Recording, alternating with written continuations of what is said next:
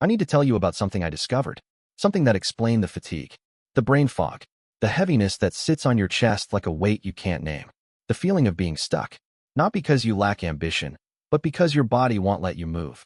I thought it was depression. I thought it was laziness. I thought I just needed to try harder. Turns out, it was none of those things. It was my breathing. Here is what keeps happening.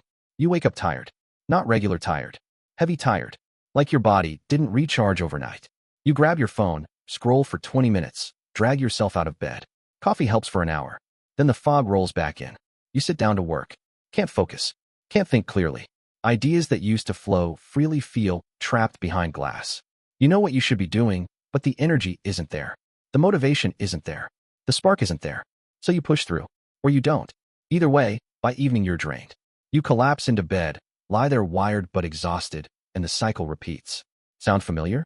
Maybe you chalk it up to stress, or the weather, or not sleeping well. Maybe you think you need a vacation, a new supplement, a better morning routine. But here's what I found out. The problem isn't in your head. It's in your chest. You take roughly 20,000 breaths per day. That's not a metaphor. That's the number. Some researchers put it closer to 22,000. Either way, 20,000 cycles of inhale and exhale every single day, most of them completely unconscious. Here's the question nobody asks. What kind of breaths are they? Because there is a massive difference between a deep, diaphragmatic breath that fills your lungs from the bottom up and a shallow, chest-level gasp that barely moves air past your throat. And most people, especially people who are stressed, sedentary, hunched over screens, or carrying unresolved tension, are taking the wrong kind. All day, every day, 20,000 times. This is where it gets wild. When you breathe shallow, short, rapid breaths into the upper chest, your brain interprets that as a signal, not a neutral signal, a danger signal. Because shallow, rapid breathing is what your body does when it's under threat, running from a predator, fighting for survival, panicking. Your brain doesn't know the difference between a lion and a laptop. It reads the breathing pattern and responds accordingly. It activates the sympathetic nervous system, fight or flight. The sympathetic nervous system is your body's emergency response system. When it fires, everything changes. Heart rate increases. Blood pressure rises. Cortisol floods your system. Digestion slows down. Your body diverts energy away from rest and repair functions because it thinks you're in danger. Muscles tense. Your immune system suppresses. Your prefrontal cortex, the part of your brain responsible for creative thinking, planning, and decision-making, goes dim. This is by design. If a lion is chasing you, you don't need to be creative. You need to run. The problem is when this system gets stuck in the on position. And that's exactly what happens when you breathe shallow all day. You're sending 20,000 danger signals to your brain. Every breath says threat, threat, threat, threat. Your nervous system never gets the all clear. It never shifts into parasympathetic mode, the rest and digest state where your body actually heals, recovers, and rebuilds. Here's the cascade. Shallow breathing triggers sympathetic dominance. Sympathetic dominance prevents quality sleep. Poor sleep tanks your energy. Low energy kills your motivation. No motivation means no exercise. No exercise means weaker respiratory muscles. Weaker respiratory muscles mean even shallower breathing. And the spiral tightens. This isn't a mindset problem. This is a physics problem. Your body is running emergency protocols 20,000 times a day, and you're wondering why you can't think straight. Now let's talk about why the breathing got shallow in the first place. There is a concept in bodywork and trauma research called facial restriction. Fascia is the connective tissue that wraps every muscle, organ, bone, and nerve in your body. Think of it like a full body suit of cling wrap underneath your skin. It's everywhere, and it responds to everything. When you experience stress, whether it's emotional, physical, or psychological, your fascia tightens. It's a protective response. Your body braces. Muscles clench. The chest compresses. The shoulders roll forward. The jaw locks. This is your body armoring itself. Peter Levine, the psychologist who developed somatic experiencing therapy in the 1970s, spent decades studying how the body stores trauma. His core finding was that trauma isn't just a mental event. It's a physical one. The body responds to traumatic stress with chronically tight muscles, especially in the jaw, chest, belly, neck, and shoulders. It starts with a tight jaw, then the neck tightens, then the breath gets inhibited. The chest compresses further. Breathing becomes more difficult. The neck contracts even more. It feeds on itself. Bessel van der Kolk, the psychiatrist who wrote The Body Keeps the Score, documented the same thing. Trauma literally reshapes your breathing patterns and posture. It disrupts the brain's natural rhythms of safety and connection. And these disruptions don't just live in your memory. They live in your body, in your fascia, in your chest, in the depth of every breath you take. Here is the part that most people miss. You don't need a capital T trauma to end up here. Years of chronic stress will do it. A bad relationship, financial pressure, a sedentary lifestyle, hunching over a phone for 6 hours a day, sitting at a desk for a decade, not exercising, not stretching, not breathing properly. It all accumulates. Layer by layer, your fascia tightens around your chest like chainmail, like a straitjacket, until your lungs can barely expand. Until every breath is a shallow sip of air that keeps your nervous system locked in emergency mode. You're not depressed because you're weak. You're depleted because your body is literally caged. So how do you know where you stand? 2 numbers. That's it. VO2 max and HRV. VO2 max, or maximal oxygen uptake, measures how efficiently your body uses oxygen during intense exercise. It's the gold standard of cardiovascular fitness. But it's more than a fitness number. It reflects the capacity of your entire cardiorespiratory system, lungs, heart, blood, muscles, to extract and utilize oxygen. People with higher VO2 max have stronger respiratory muscles, better oxygen delivery, more efficient cellular energy production, and, critically, stronger parasympathetic tone through the vagus nerve. The vagus nerve is the long cranial nerve that runs from your brainstem to your gut. It's the master switch between fight or flight and rest and digest.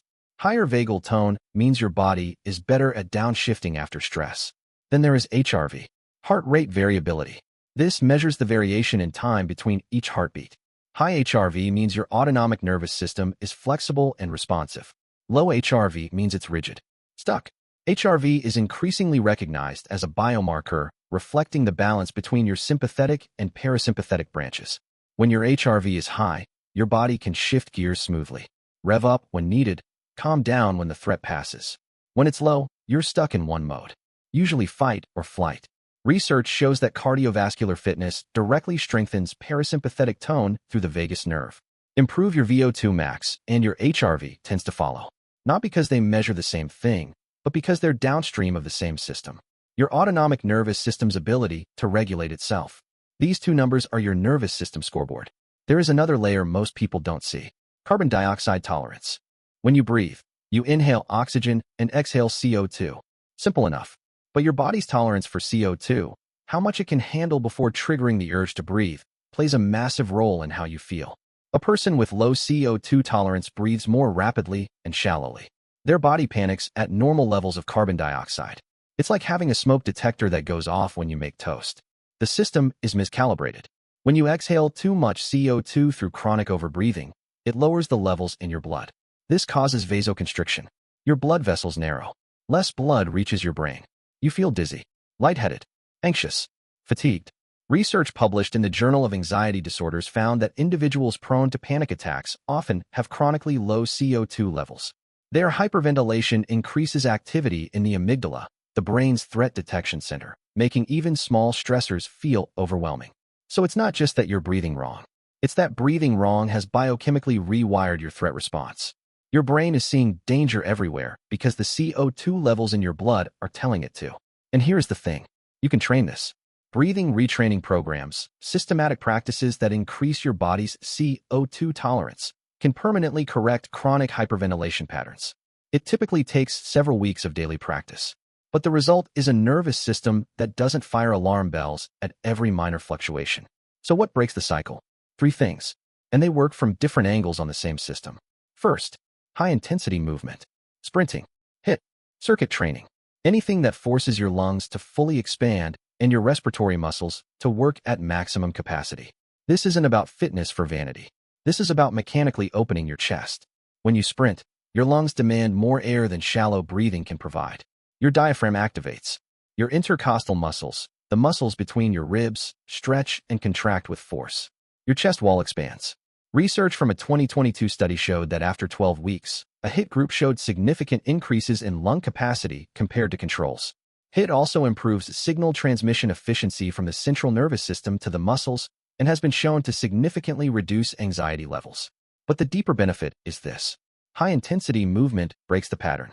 It forces your body out of the shallow breathing loop by demanding deep, full breaths. It's a physical override. Your body can't sprint and breathe shallow at the same time. And when you're done, when you're bent over catching your breath after a set of hill sprints, something shifts. The parasympathetic system kicks in. Your body enters recovery mode. The nervous system resets. That post-workout calm, that's not just endorphins. That's your autonomic nervous system recalibrating. Second, breathwork. If high-intensity movement is the sledgehammer, breathwork is the lockpick. Stephen Porges, the neuroscientist who developed polyvagal theory, mapped how the vagus nerve mediates our physiological and psychological states. When the ventral vagus is activated, it triggers the release of acetylcholine, which slows heart rate, lowers blood pressure, and reduces stress and anxiety. The body enters what Porges calls the ventral vagal state. Calm, connected, safe. How do you activate it? Slow, diaphragmatic breathing.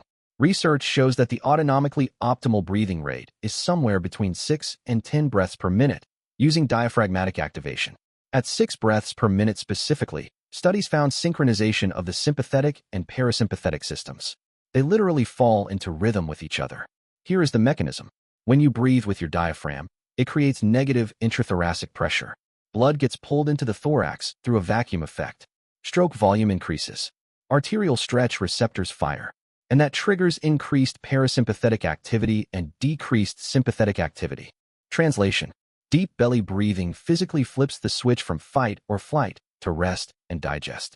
Multiple studies, including a 2021 meta-analysis, demonstrate that voluntary slow breathing significantly increases vagally mediated HRV, the exact biomarker we talked about.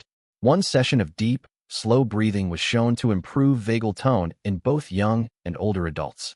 Box breathing, extended exhale breathing, pranayama, Wim Hof, they all work through variations of this same mechanism, stimulating vagal afferents and promoting parasympathetic activity. Third, yoga and facial release. If high-intensity work opens the cage from the outside and breathwork rewires the electrical system, yoga and facial work dissolve the cage from the inside. Remember the fascia, the full body suit of connective tissue that tightens under stress. Yoga stretches it, opens it, releases the stored tension layer by layer. Van der Kolk's research showed that mindfulness yoga significantly reduced PTSD symptomatology and restored homeostasis of the autonomic nervous system.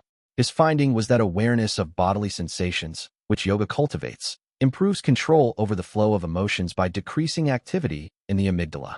Peter Levine put it plainly: body sensation, rather than intense emotion, is the key to healing trauma. Myofascial release targets the areas of tension that correspond to stored emotional energy. The chest, the hip flexors, the jaw, the shoulders. When you release these facial restrictions, you're not just stretching muscle. You're releasing the physical imprint of years of stress, bracing, and shallow breathing. And then something remarkable happens. The chest opens. The breath deepens. The nervous system receives the signal it's been waiting for. It's safe. There is a concept in biology called phenotypic plasticity. It means your body can change its physical expression, its phenotype, in response to the environment, without any change in your DNA. Same genes, different expression, based on where you are and what you're doing. Feral pigs, genetically identical to domestic pigs, grow tusks, coarser hair, and larger adrenal glands when released into the wild. Their biology changes because their environment demands it. The genes were always there. They just needed the signal. Captive animals in zoos develop what researchers call stereotypies. Repetitive, purposeless behaviors. Pacing, rocking, self-harm. They lose their vitality, their testosterone, their will to engage. Not because something is wrong with them genetically, because the environment suppressed what was supposed to be expressed. John B. Calhoun's famous mouse experiments, the behavioral sink, showed the same thing.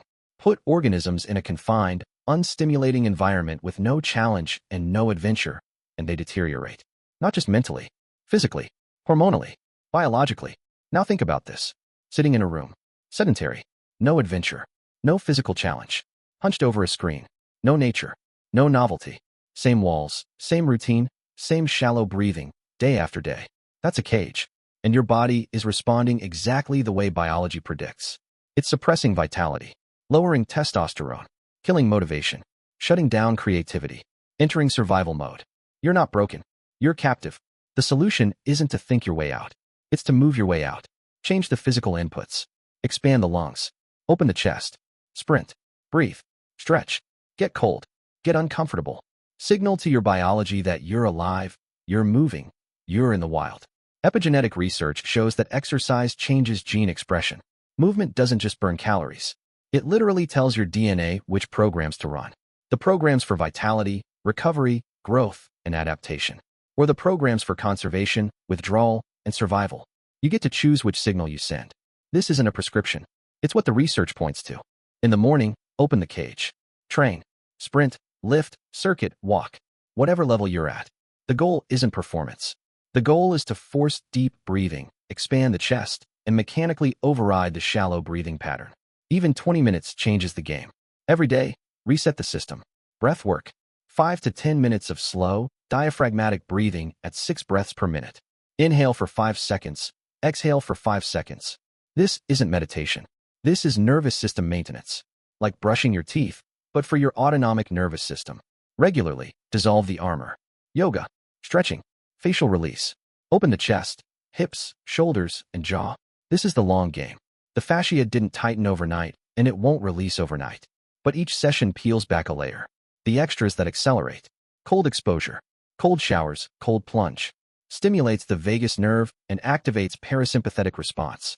Even 10 seconds of cold water on your face triggers the dive reflex and shifts your nervous system out of fight or flight. Track the scoreboard.